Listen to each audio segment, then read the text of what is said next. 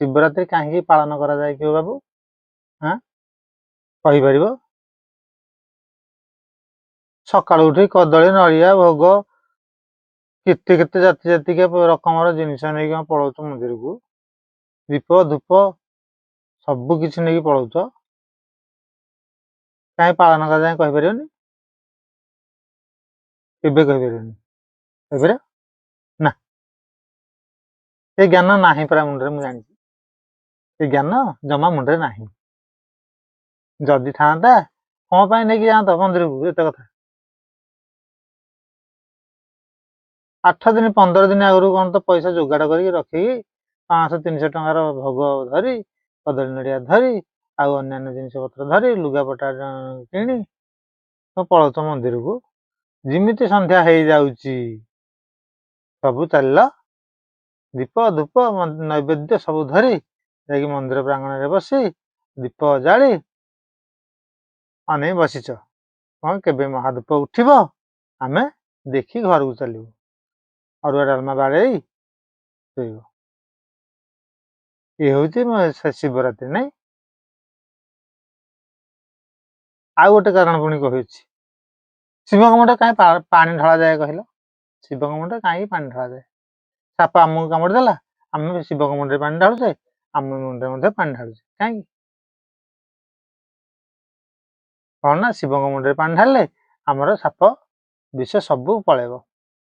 ଆମର ଯିଏ ଯୋଉ ବିଷାକ୍ତ ଜିନିଷ କାମୁଡ଼ିଥିବ ସେ ସବୁ ପଳେଇବ। ସତ କଥା। ଜାଣିଛ ଏରା ସବୁ ସତ କଥା? ସେ ସତ କଥା ହେଇଥାନ୍ତା ଡାକ୍ତରଖାନା କାହିଁକି ଇଞ୍ଜେକ୍ସନ ଦେଇ ଦିଅନ୍ତ? ଇଆଡ଼େ ପାଣି ଢାଳିଲ, ଯେତେବେଳେ ବେହୋସ ହେଇଯିବ ଲୋକଟା ଯାଇକି ପୁଣି ଇଞ୍ଜେକ୍ସନ ଦେଇଦିଅ ଡାକ୍ତରଖାନାରେ। କାହିଁକି? ନାଇଁ ନାଇଁ, ଭୟ ହଉଛି କାଳେ ମରିଯିବ। ଶିବଙ୍କୁ ଭୟ ହଉଛି କାଳେ ମରିଯିବ। ଶିବଙ୍କ ପାଖରେ ପାଣି ନ ଢାଳିଲେ କାଳେ ଦିଅ କୋପେଇବେ, କୋପେଇଲେ କାଳେ ଲୋକଟା ମରିଯିବ। ଆମେ ଭୟରେ ଯାଇକି ପାଣି ଢାଳି ଦଉଛେ, ତାପରେ ଯେତେବେଳେ ବଳାବଳି ହଉଛି ତାପରେ ରୋଗୀକି ନେଇକି ଡାକ୍ତରଖାନା ପଳାଉଛେ। ଏଇ କଥା ନା? ଏଇ କଥା ତ ଆଉ କୋଉ କଥା ହନ୍ତା? ଏଇ କଥା ହିଁ ହଉଛି।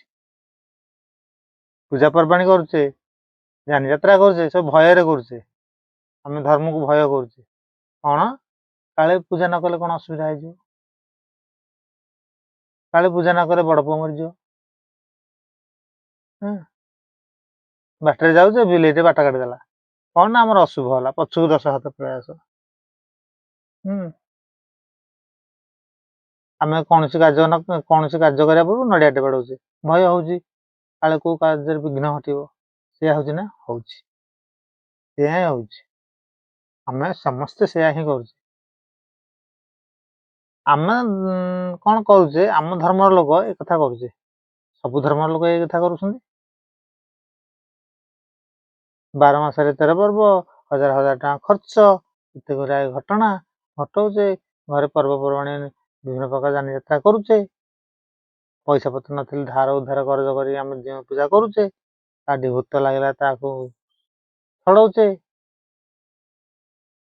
ଗୁଣିଆ ଡାକି ଛଡେଇ ଦଉଛେ, ତାଠୁ ନା ଭୂତ ଛାଡିଗଲା।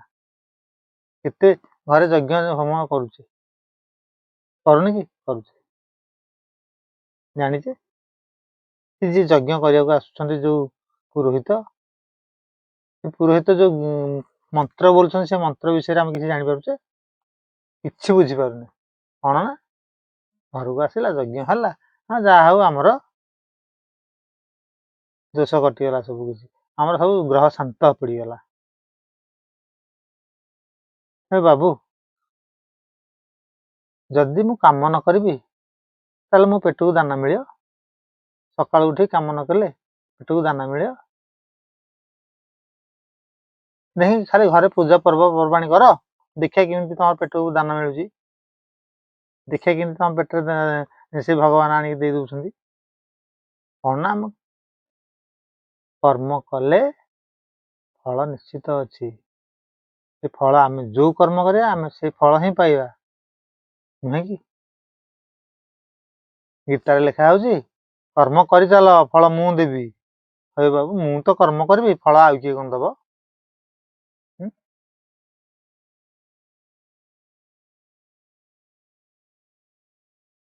କହିଲେ ଟିକେ କୋଉ ଗାଁ କଥା, କୋଉ ଆଡିକା କଥା, କୋଉ ଧର୍ମର କଥା? ସକାଳୁ ଉଠିଲା ଗୋଟେ ଲୋକ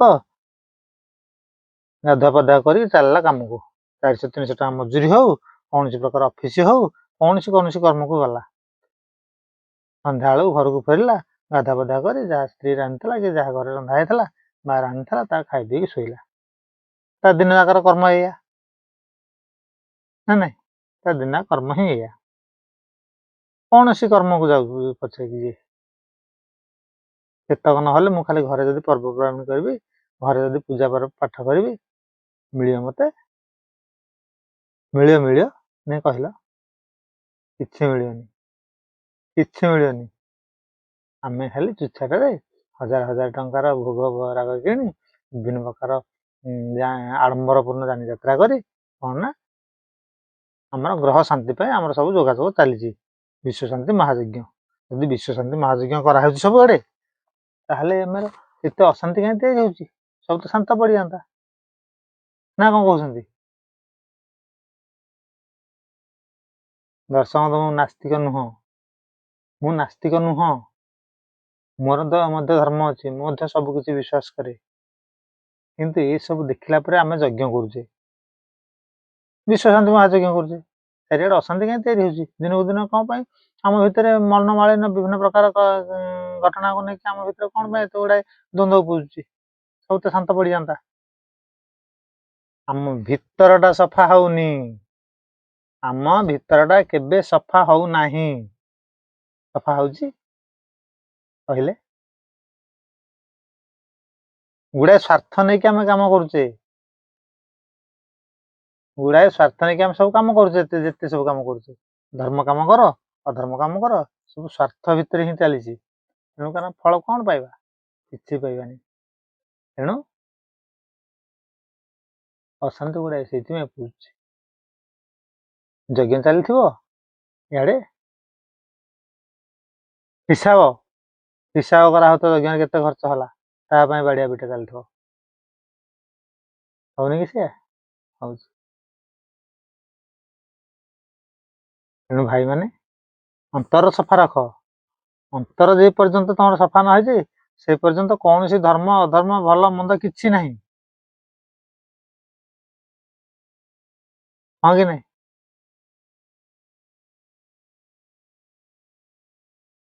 ତେଣୁ ଭାଇମାନେ ସମସ୍ତେ ଆମେ ଅନ୍ତର ସଫା ରଖି ଯଦି କର୍ମ କରିବା ନା, ତାର ଫଳ ନିଶ୍ଚିତ ସ୍ୱାଦ।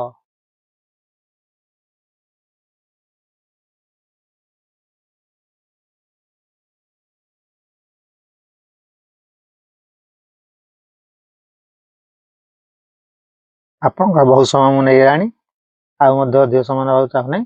ଯୋଉ ଶିବରାତ୍ରି କଥା କହୁଥିଲି ନା, ଆମେ କଣ କରୁଛେ ଶିବରାତ୍ରିରେ?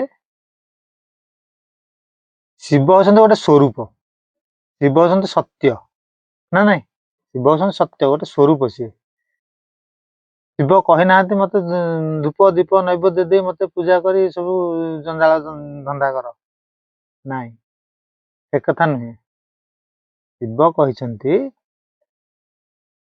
ଯେ ଏଇ ଯୋଉ ଜାଗର ଉଜାଗର ରହିକି ପୂଜା କରିବା, ବା ଉଜାଗର ରହି ଆମେ ପୂଜା କରିବା, ଏଇ ଉଜାଗରଟା ହିଁ ତାଙ୍କ ପାଇଁ ନୁହଁ। ଆମେ ଦିନେ କଣ ଆଜି ଉଜାଗର ରହିଯିବା, ଆଜି ଆମେ ଜାଗର କରିଦବା, କାଲି ସକାଳୁ ଉଠିକି ବାଡିଆ ପିଟା ହବା, କଣ ଲାଭ ଅଛି ସେ ଜାଗରରେ? ଜୀବନ ସାରା ଜାଗର କର, ଜୀବନ ସାରା ଜାଗର ଲାଗି ରହିଛି, ଜୀବନ ସାରା ହିଁ ଉଜାଗର ରହ। ଅପକର୍ମ କର ନାହିଁ, ଅପକର୍ମ କଲେ ଅପଯଶ ମିଳିବ। ତେଣୁ ଶିବ କହୁଛନ୍ତି ଯେ ଉଜାଗର ପ୍ରତ୍ୟେକ ସମୟରେ ତମର ଚତୁଃପାର୍ଶ୍ୱକୁ ତମେ ଉଜାଗର ରହିକି ତମ ନିଜ ସତ୍କର୍ମରେ ଚାଲ। ସତ୍କର୍ମରେ ଚାଲିଲେ ସାନ୍ନିଧ୍ୟ ନିଶ୍ଚିତ ଶିବଙ୍କର ପାଇବ। ଉଜାଗର ଅର୍ଥ ସେଇଆ। ଉଜାଗର ଅର୍ଥ ନୁହଁ ଆମେ ଉପାସ ରହି ଉଜାଗର ରହିବା, ପେଟ ଧକ ଧକ ହଉଥିବ ସିଆଡେ ଉଜାଗର, କି ପୂଜା କିଓ? ସେଟା କି ପୂଜା କହିଲେ? ସେ ପୂଜା ମନ ନିର୍ମଳ ନଥିବ, ସେ ଉଜାଗରରୁ କଣ ମିଳୁଛି? ଜାଗର ସେଇଟା ନୁହଁ।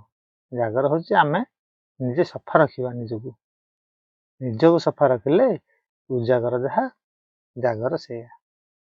ମହାଦୀପ ଉଠିବ କ'ଣ? ମହାଦୀପ ଉଠିବ ରାତି 12ଟା କି 1ଟା କି 10ଟା କି ମହାଦୀପ ଉଠିବ।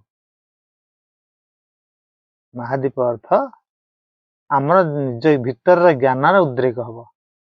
ନିଜ ଭିତରର ଜ୍ଞାନଟା ଉଦ୍ରେକ ହେବା ପାଇଁ ଆମେ ମହାଦୀପ କହୁଛେ।